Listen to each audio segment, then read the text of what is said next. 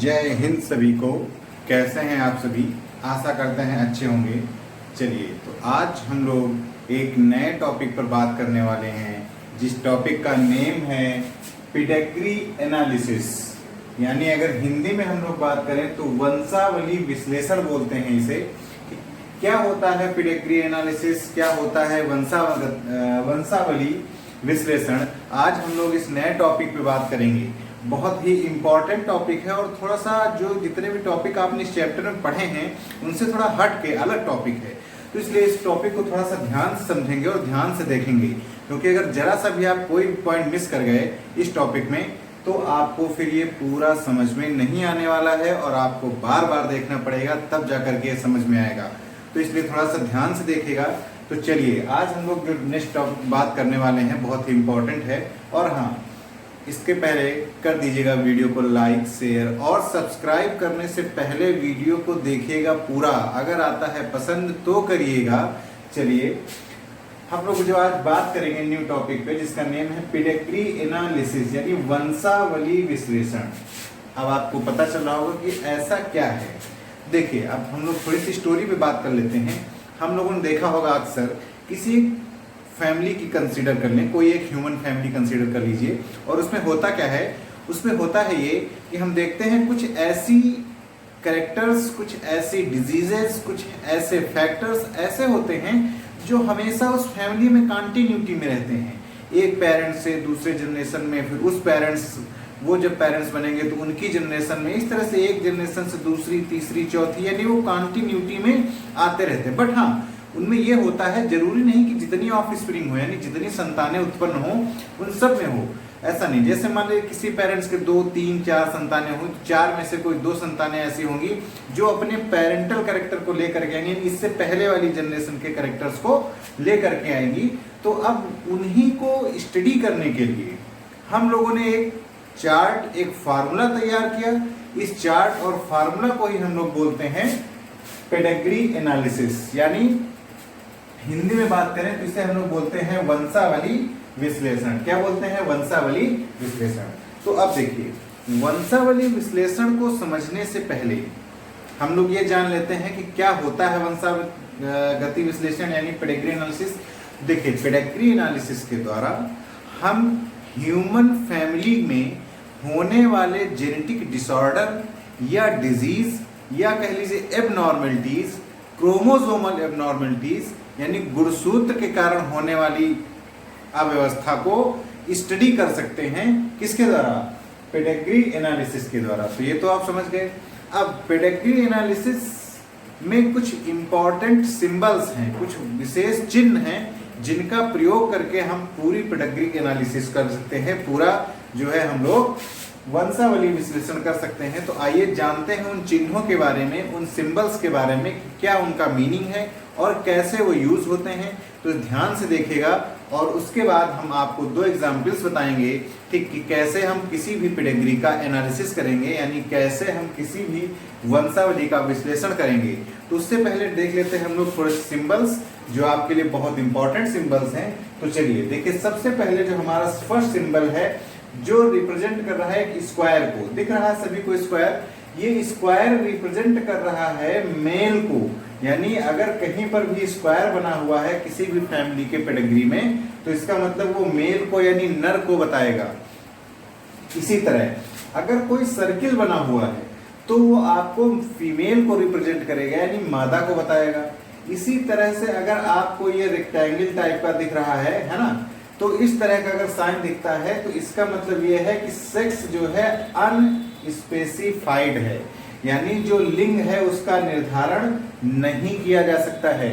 मतलब ये है कि ना वो ये पता चल सकता है कि मेल है, ना ये पता चल पाएगा कि वो फीमेल है।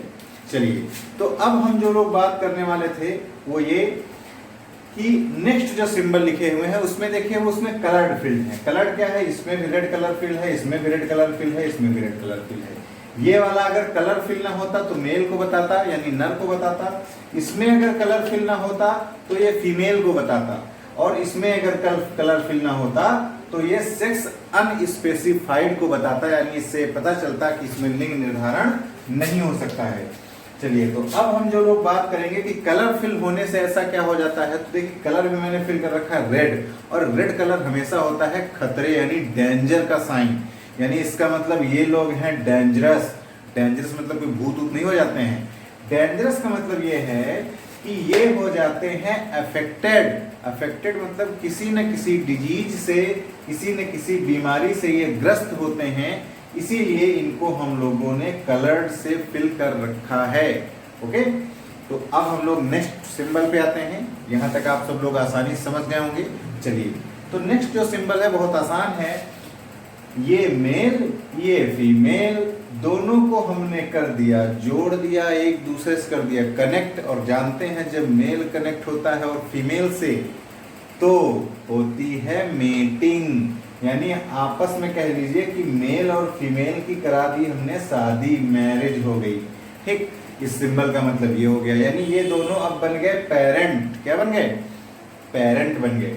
अब आप जानते हैं जब पेरेंट बनता है कोई भी, तो उसे ये नहीं पता होता कि जो लड़का है उसकी शादी कहाँ होगी, यानी या जो लड़की है उसकी शादी कहाँ होगी। यानी कुल मिलाकर के आप ये कह लीजिए बहुत कम चांस होते हैं कि एक लड़का और एक लड़की एक रिलेटिव हों, एक दूसरे के रिलेटिव, क्योंकि बहुत कम।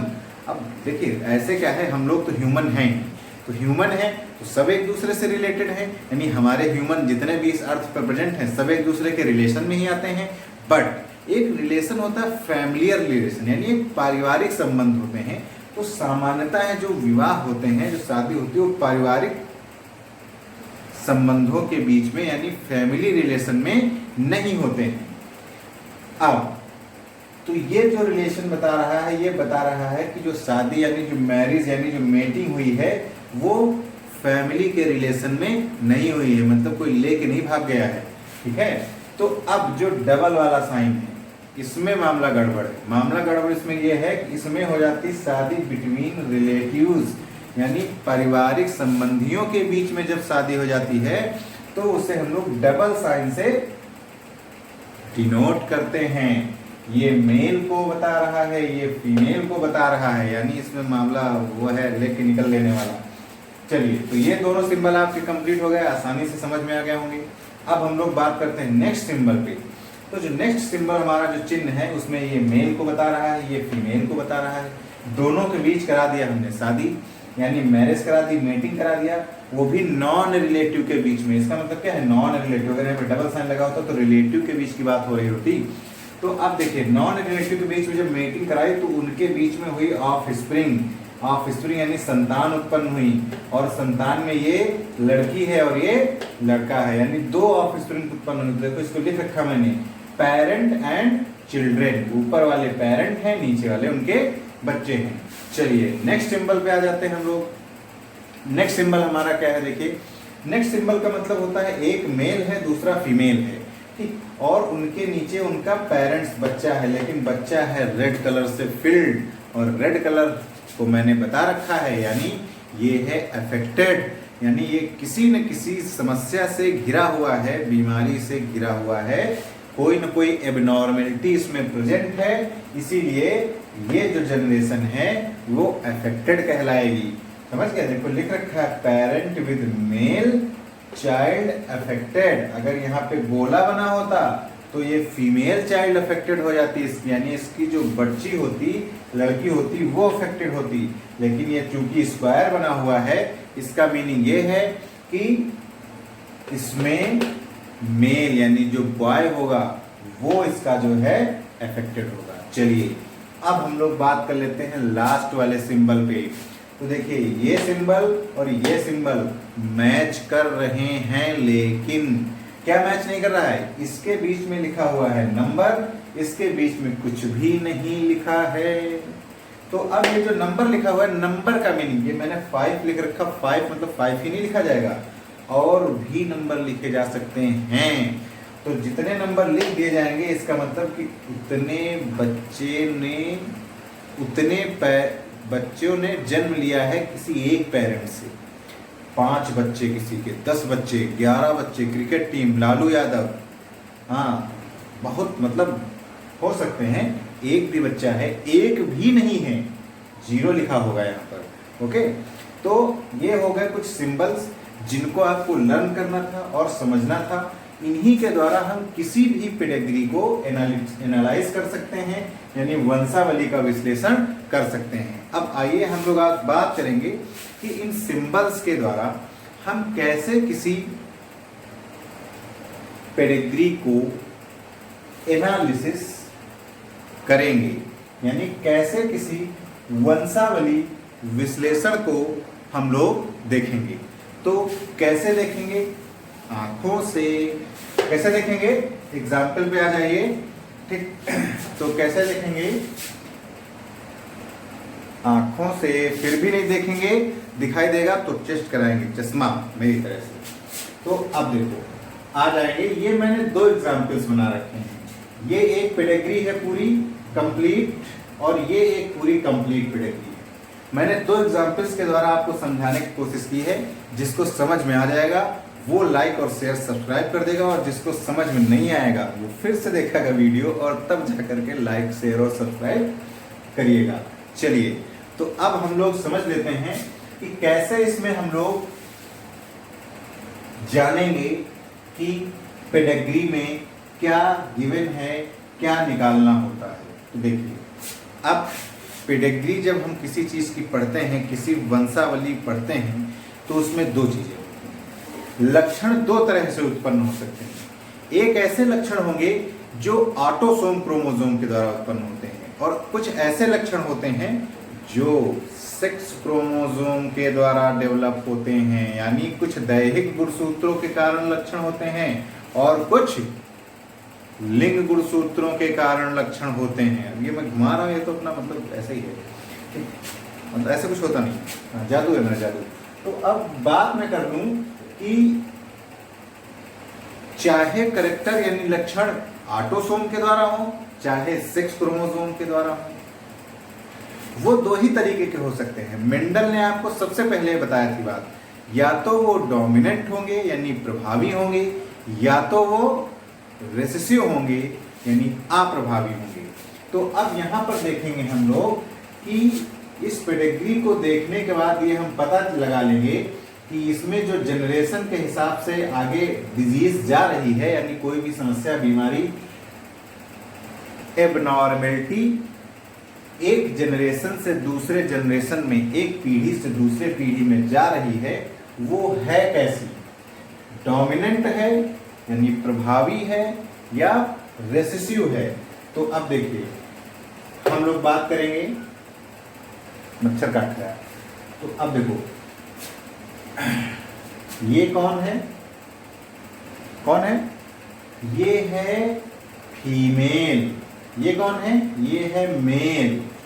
अब ये फीमेल है अफेक्टेड, यानी ये है समस्या से ग्रस्त, बीमारी से ग्रस्त फीमेल है। इन दोनों की हो गई क्या? मेटिंग, यानी मैरिज, विवाह समारोह, पनीर वनीर खा के आप लोग आ गए इनकी शादी का। अब समस्या इनके साथ है, आपने तो हजम कर दिया। तो अब इनकी आई जनरेशन, इन्होंने की मैरिज और इनसे उत्पन्न हुए बच्चे। 1 2 3 4 चिल्ड्रन इनसे हुए। 1 2 3 4, ये 4 चिल्ड्रन। ये वाला जो देख रहे होंगे ये इनका बच्चा नहीं है, नहीं तो ये इनसे जुड़ा होता है यहाँ पर। ठीक, ये इनसे अगर इस तरह से जुड़ा होता तो ये इनका होता, तो ये वाला इनकी संतान नहीं है। ठीक, ये वाली भी इनकी संतान नहीं है। समझ रहे हैं? तो अब देखिए कितने बच्चे? 1 2 3 4 चिल्ड्रन ने इनसे जन्म लिया। ये एक पेरेंट थे, काफी प्रभावशाली पेरेंट दिख रहे हैं हमारे हिसाब से। 4 बच्चे जन्म लिए हैं। तो अब देखिए इनमें ये लड़की हुई है, ये लड़का हुआ है, ये भी लड़का हुआ है, ये भी लड़की हुई है। 2 लड़के इनको हो गए और 2 हो गई लड़कियां। समस्या कोई बड़ी नहीं है, 2 लड़के 2 लड़कियां आराम से ये लोग जो है सरवाइव करेंगे। तो अब यहाँ पर देखिए लड़का एक लड़का इनका जो है अफेक्टेड हुआ है। समझ रहे हैं? एक जो 4 हुए इनमें 2 लड़के 2 लड़कियां हुई, 2 गर्ल 2 बॉयज। अब इनमें से जो एक बॉय हुआ है, बॉय देखिए अफेक्टेड है, प्रभावी है, बीमारी से ग्रस्त है, समस्या से जूझ रहा है, ठीक। और एक लड़की भी वही समस्या से जूझ रही है, बीमारी ग्रस्त है। बाकी एक जो लड़का है वो भी स्वस्थ है और एक जो लड़की है वो भी स्वस्थ है। ठीक। नेक्स्ट जनरेशन, लड़का हुआ बड़ा, क्या हो गया, लड़का बड़ा हो गया। लड़का बड़ा हो गया तो अब ये भी पापा बनेगा। कैसे बनेगा, शादी होगी इसकी, मेटिंग किसके साथ, फीमेल के साथ। नेक्स्ट इनकी जनरेशन आएगी, जो इनकी जनरेशन आएगी, इन्होंने क्या किया, थोड़ा सा एडवांस जनरेशन ना, पढ़े लिखे लोग हो गए। पहले ये थोड़ा सा कम पढ़े लिखे थे, ये पढ़े लिखे लोग तो नहीं, चार नहीं तीन जनरेशन, इन 3 चिल्ड्रन बोले होने चाहिए। ठीक, 3 कर लिए इन्होंने, 1 लड़की, 2 लड़की और 1 लड़का। ठीक। ऐसे ही ये जो लड़की थी ये भी बड़ी हो गई, पिताजी को चिंता सताई, उन्होंने इसकी भी शादी कर दी। ये क्या है, लड़का। इसने क्या हुआ, ये भी पढ़े लिखे लोग थे, नहीं बोले बस 3, 1 लड़का 1 लड़का 1 लड़की। बट यहाँ पर जो देखने वाली बात थी वो ये थी कि लड़की अफेक्टेड थी, लड़का स्वस्थ था। बट जो जनरेशन आई उसमें भी लड़की क्या हो गई, अफेक्टेड हो गई, लड़के हो गए स्वस्थ। यहाँ पर देखिए क्या है, इनके पेरेंट अफेक्टेड थे, इनमें जो बच्चे हुए उनमें भी कोई ना कोई बच्चा अफेक्टेड हो गया। जरूरी नहीं कि सारे हों, कोई ना कोई बच्चा अफेक्टेड होना चाहिए, चाहे वो लड़का हो या लड़की हो। लेकिन अगर इनकी बात करें तो लड़का भी स्वस्थ था, लड़की भी स्वस्थ थी, शादी हुई, जितने बच्चे हुए सब स्वस्थ हो गए। इनमें लड़की अफेक्टेड थी, लड़का स्वस्थ था, शादी हुई, जितने चिल्ड्रन डेवलप हुए उनमें से एक अफेक्टेड हो गया। यानी यहाँ पर आपको एक चीज दिखाई दे रही होगी, वो ये कि अगर पेरेंट्स अफेक्टेड हैं तो उनकी कोई ना कोई जनरेशन अफेक्टेड हो जा रही है, कोई ना कोई उनका बच्चा अफेक्टेड हो जा रहा है। जैसे इसमें पेरेंट अफेक्टेड नहीं थे तो इनका बच्चा भी अफेक्टेड नहीं हुआ, इनमें पेरेंट अफेक्टेड थे तो इनके चिल्ड्रन यानी बच्चे भी अफेक्टेड हो गए। तो अगर ऐसी कंडीशन आपको दिखाई देती है तो वो कंडीशन आपकी कहलाएगी ऑटोसोमल डोमिनेंट। क्या कहलाएगी, ऑटोसोमल डोमिनेंट, यानी दैहिक प्रभावी वंशावली विश्लेषण कहलाएगा। कैसा कहलाएगा, दैहिक प्रभावी वंशावली विश्लेषण या ऑटोसोमल डोमिनेंट पेडिग्री एनालिसिस कहलाएगी। अब इसका एग्जाम्पल क्या हो जाएगा, इसका एग्जाम्पल हो जाएगा मायोटोनिक डिस्ट्रोफिया। अब ये मायोटोनिक डिस्ट्रोफिया क्या होता है, मायोटोनिक डिस्ट्रोफिया का मतलब ये होता है कि कई बार ऐसी ये डिजीज है जिसमें मसल्स बहुत ज्यादा ऐंठने लगती हैं और बहुत ज्यादा पेन करने लगती हैं। तो ये ज्यादा डिटेल में बात करेंगे नहीं, डॉक्टर थोड़ी अब आपको पढ़ा रहे हैं, मेडिकल साइंस थोड़ी पढ़ा रहे हैं। अब नेक्स्ट आ जाते हैं हम लोग, नेक्स्ट एग्जाम्पल में आप फिर देखेंगे वही समस्या। क्या समस्या, ये थे मम्मा, ये थे पापा, ठीक, हो गई मीटिंग, आ गए इनकी जनरेशन, कितने हुए, 1 2 3 4 5, 1 2 3 4 5 नहीं, 1 2 3 4 5, 5 बच्चे इनके हुए, कितने, 5। काफी प्रभावशाली पेरेंट्स हैं।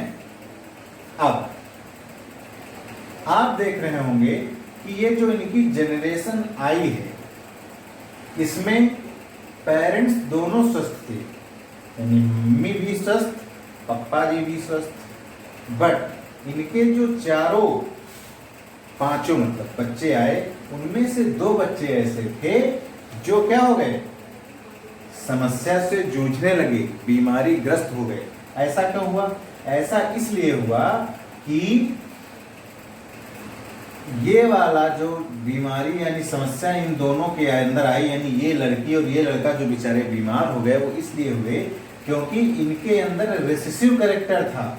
रेसेसिव कैरेक्टर यानी अप्रभावी कैरेक्टर था, जो इनको तो बीमार नहीं कर पाया लेकिन इनकी आने वाली जनरेशन को बीमार कर दे रहा है, उनके अंदर समस्याएं पैदा कर दे रहा है। तो अब यहाँ पर अगर हम लोग बात करेंगे ऐसे ही इस पर कि देखो ये लड़की स्वस्थ थी, बड़ी हो गई, इसकी शादी हो गई और इससे हुए 3 बच्चे, कितने, 3 3 3। तो अब ये तीनों पढ़े लिखे गार्जियन हो गए ना ये, तो अब ये ओनली तीन से काम चलाएंगे, हम दो हमारे दो से काम अब चल रहा है। ये थोड़ा उससे पहले की बातें हैं, तो 3 लोग बात कर रहे हैं, 3 बच्चे, तीनों में से फिर एक हो गया क्या, अफेक्टेड, हो गया रोगग्रस्त, जबकि मम्मी पापा दोनों कैसे थे, स्वस्थ थे। इसका मतलब ये हुआ कि इनके कुछ रेसेसिव कैरेक्टर इस लड़की में आए होंगे और उसने शादी की, तो उनकी जो जनरेशन आई उसको प्रभावित कर गए। इसके लिए ये कैरियर की तरह काम करेंगी, वाहक की तरह, और ये जनरेशन। तो ऐसी अगर पेडिग्री आपको दिखाई देती हो कि जिसमें पेरेंट तो स्वस्थ हों बट उनके बच्चे क्या हों, कोई न कोई बच्चा ऑटोमेटिकली किसी समस्या से ग्रस्त हो जाए, कोई एबनॉर्मलिटी डेवलप हो जाए, ठीक, तो वहां पर कंडीशन उत्पन्न होती है ऑटोसोमल रेसेसिव, यानी दैहिक अप्रभावी वंशावली विश्लेषण बोलते हैं ऐसी समस्या को, या ऑटोसोमल रेसेसिव पेडिग्री एनालिसिस बोलते हैं। ठीक, तो अब इसका एग्जाम्पल क्या हो जाएगा, sickle cell anaemia. Sickle cell anaemia क्या है, इसको देखने के लिए, समझने के लिए, जानने के लिए, याद करने के लिए, पढ़ने के लिए, लिखने के लिए, एग्जाम में सॉल्व करने के लिए आपको देखना है हमारा नेक्स्ट वीडियो, जिस पर मैं इन सारी डिजीज पर वीडियो बनाऊंगा, बना चुका हूं, बल्कि आप जा करके लिंक में वहां से वीडियो देख लीजिएगा और समझ लीजिएगा, करिएगा लाइक, शेयर और सब्सक्राइब। Thank you class.